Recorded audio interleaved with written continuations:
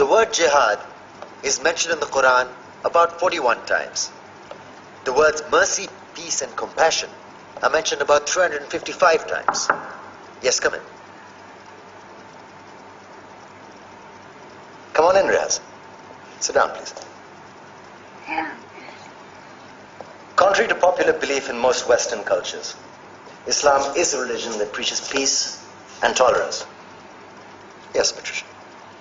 If Islam truly is a religion that preaches peace, then how come the world's most troubled spots, the West Bank, Afghanistan, Pakistan, Iraq, they're all plagued with Islamic terrorism? Well, that depends on your definition of terrorism. Some might argue that the U.S. invasions of countries like Iraq and Afghanistan are also acts of terrorism. No, those were acts of war to get rid of despotic regimes. Or a means of getting at a country's oil.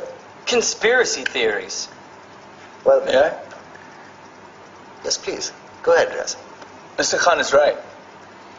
I mean, if we're talking about terrorists, the world's biggest terrorists are the white superpowers.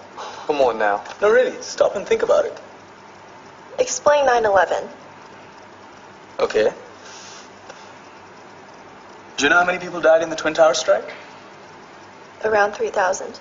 And do you have any idea how many people died in the bombing of Afghanistan? Take a wild guess. More than 15,000 people died.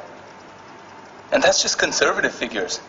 About 50,000 tons of explosives were dropped on innocent civilians. Men, women, children. Yeah, but that was because of the Taliban.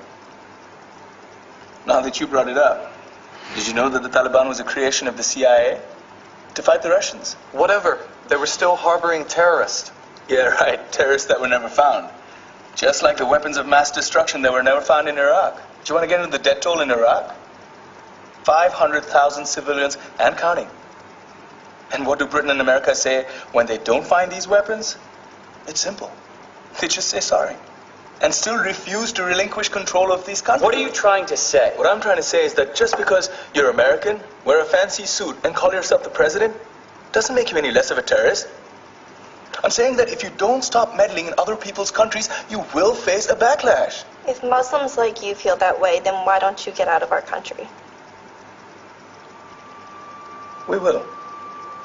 As soon as you promise to leave ours.